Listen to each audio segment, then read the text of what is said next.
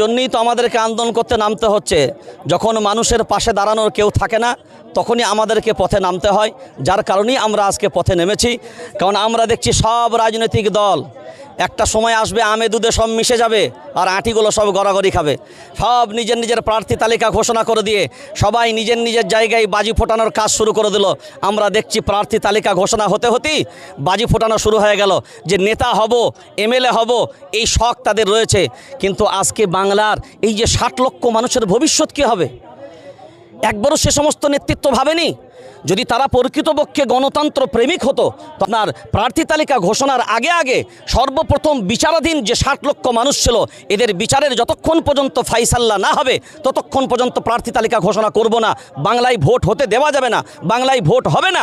প্রয়োজনের পরিপ্রেক্ষিতে যদি নির্বাচন কমিশনের মনে হয়েছে যে এত দ্রুত সব নিষ্পত্তি করা সম্ভব নয়, তাহলে দায়বদ্ধতা কার? তিনি এত দ্রুত ভোটের আগে কেন তিনি এসআইআর করতে গেলেন? তাহলে তাকে সময় নিয়ে রয়ে বসে একটা সময় সাপেক্ষ এটা দরকার ছিল, যে সেই সময় সাপেক্ষ নিয়ে সময় হাতে নিয়ে এসআইআর করার দরকার ছিল। আমরা এতটুকুনি কথা বলতে পারি, অবিলম্বে সমস্ত রাজনৈতিক দলের ঐক্যবদ্ধ হয়ে যতক্ষণ পর্যন্ত এই 60 লক্ষ মানুষের প্রকৃত ভোটার লিস্টে নাম না উঠবে ততক্ষণ পর্যন্ত নির্বাচন হবে না। এই আওয়াজ প্রত্যেকটা রাজনৈতিক দলের তোলা উচিত।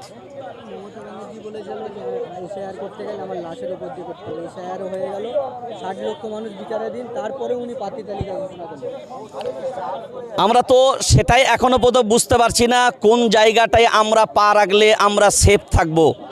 আমাদের সব জায়গাটাই আজকে বর্তমান সময়ে মনে হচ্ছে নড়বড়ে। আমরা এতটুকুনি বলতে পারি বাংলার মানুষের কাছে যে দ্বিচারিতার শিকার আমরা হচ্ছি এই মুহূর্তে, সবাই সবারই জায়গায় তারা কিন্তু নিজের জায়গায় দাঁড়িয়ে যাচ্ছে। আর এই খেটে খাওয়া দিনমজুর মানুষ, এই গরিব অসহায় মানুষগুলো আজকে তারাই কিন্তু তাদের এই দুশ্চিন্তার শিকার হচ্ছে। একটা সময় দেখা যাবে যে তারা তাদের চেয়ার পেয়ে যাবে, কিন্তু এই মানুষগুলোর ভবিষ্যৎ কী হবে? তো সেই জন্য যারা বলছেন এ প্রশ্ন তাদের কাছেই করা দরকার যে এ প্রশ্ন আপনারা করেছে, আপনারা এই জবাব দিয়েছিলেন, আজকে আপনারা চুপ হয়ে গেলেন কেন? আজকে আপনাদের আর আওয়াজ নেই কেন? এই প্রশ্ন তারাই সব থেকে ভালো উত্তর দিতে পারবে। আমরা তো আমাদের ভবিষ্যৎ, এই বাংলার এই 60 লক্ষ মানুষের ভবিষ্যৎ অন্ধকার ছাড়া আর কিছু দেখতে পাচ্ছি না। বিজেপির প্রার্থী তালিকায় একজন এমএলএ, তার নাম বিচারের আওতায়, তারপরেও বিজেপি তাকে প্রার্থী করছে, এটা কিভাবে সম্ভব? দেখেন, বর্তমান ভারতবর্ষের জমিনে আমরা লক্ষ্য করে দেখছি যারা সুপ্রিম কোর্ট মানে না, সুপ্রিম কোর্টের বিচার মানে না, আর বিশেষ করে বাংলার এই বঙ্গবাসীর একটা জিনিস ভাবা দরকার। আমি হিন্দু মুসলিম বলবো না, বিজেপি করে বা অন্য কোনো পার্টি করে আমি তাও বলবো না। আমার একটা প্রশ্ন যে আজকে এসআইআর নিয়ে নিঃসন্দেহে যে মানুষগুলো এই বিভ্রান্তি জায়গায় পড়ে আছে এবং এই বিচারাধীন রয়েছে, তার মধ্যে তো নিশ্চয়ই বহু বিজেপির সমর্থকও আছে, বহু বিজেপিকে আপনার ভোট দেয় তারাও আছে।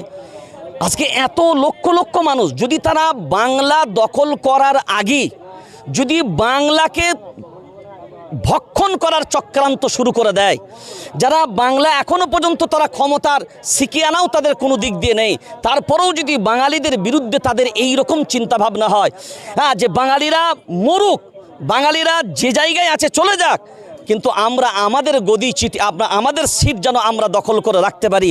আজকে এই জায়গাটা যদি বঙ্গবাসী না ভাবে তো আমার মনে হয় একটা দিন এমন আসছে যারা আশা রাখছেন খুব বেশি যে বিজেপি আসলে, বিজেপিকে ভোট দিয়ে ক্ষমতায় নিয়ে আসলে আমরা সেফ থাকব।